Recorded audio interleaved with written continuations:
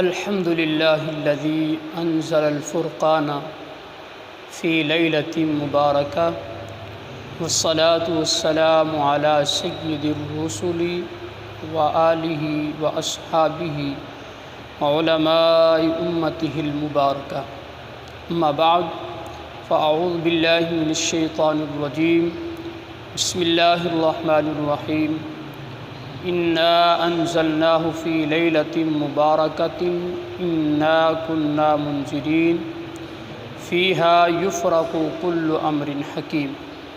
انت باللہ صدق اللہ مولانا العظیم صدق رسولہ النبی الکریم الامین۔ آج کا ہمارا موضوع شب برات کی فضیلت کے حوالے سے ہے۔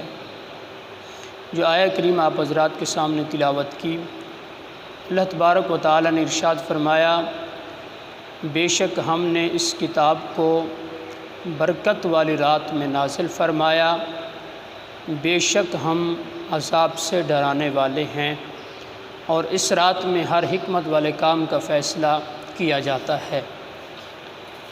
حضرت اکرمہ رضی اللہ تعالی عنہ اس آیہ کریمہ کی تفسیر میں فرماتے ہیں کہ اس سے مراد نصف شعبان المعظم کی رات ہے۔ اس میں 1 سال کے معاملات پختہ کر دیے جاتے ہیں، اور زندوں کا نام مردوں سے لکھ دیا جاتا ہے، اور حج کرنے والوں کا نام بھی لکھ دیا جاتا ہے۔ بس اس میں نہ کوئی کمی ہوگی اور نہ کوئی زیادتی ہوگی۔ حضرت ابن عباس رضی اللہ تعالیٰ عنہما نے فرمایا، بے شک اللہ تبارک و تعالی نصف شعبان کی رات کو معاملات کے فیصلے فرماتا ہے، اور لیلۃ القدر کی رات کو ان کے اصحاب کے سپرد کرتا ہے۔ حضرت علامہ مفتی عنایت احمد کاکوروی علیہ رحمہ فرماتے ہیں کہ برات کا معنی ہے چٹھی، جو کسی کام کی کسی کو دیتے ہیں۔ اس رات کا نام شب برات اسی سبب سے ہے۔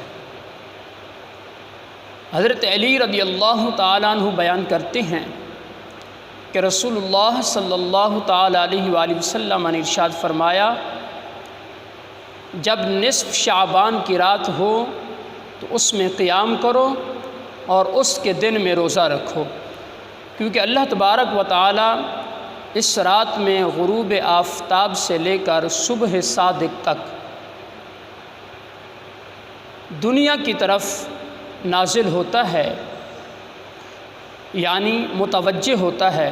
پس فرماتا ہے کہ ہے کوئی بخشش کا طلب کرنے والا تو میں اس کو بخش دوں، ہے کوئی رزق طلب کرنے والا تو میں اس کو رزق دوں، ہے کوئی مصیبت زدہ تو میں اس کو عافیت میں رکھوں۔ اسی طرح فرماتا رہتا ہے حتیٰ کہ طلوع فجر ہو جاتی ہے۔ حضرت سیدہ ام عائشہ صدیقہ رضی اللہ تعالی عنہ فرماتی ہیں، رسول اللہ صلی اللہ تعالی علیہ وسلم شعبان المعظم کے پورے مہینہ روزہ رکھتے تھے۔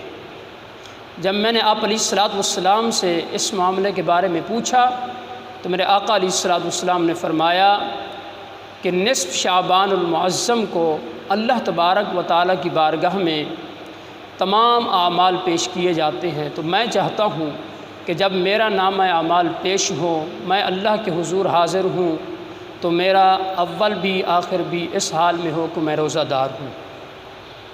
حضرت امام بہقی رضی اللہ تعالیٰ نے روایت کی، سیدہ ام عائشہ صدیقہ رضی اللہ تعالیٰ عنہ فرماتی ہیں، میں نے دیکھا کہ شب برات میں رسول اللہ صلی اللہ علیہ وسلم اپنے حجرے میں کپڑے کی طرح پڑے ہوئے ہیں، یعنی با کمال عاجزی سجدے کے عالم میں ہیں، اور یہ دعا پڑھ رہے تھے، ساجد اعلیٰ کا خیالی و سوادی و آمن بکا فوادی فہادہ یدی وما جنیت بہا علی نفسی یا عظیم ترجا لکل عظیم اغفر الذنب العظیم سجد وجہی للذی خلقہ وصورہ وشق سمعہ وبصرہ۔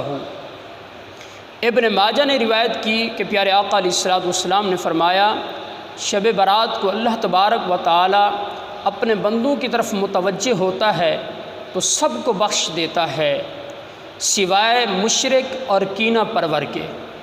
حضرت شیخ محقق شاہ عبدالحق محدث دہلوی رحمۃ اللہ علیہ نے اپنی کتاب ما ثبت بالسنہ کے اندر فرماتے ہیں کہ جن لوگوں کی بخشش نہیں ہوتی اس عظیم رات میں بھی وہ کون لوگ ہیں؟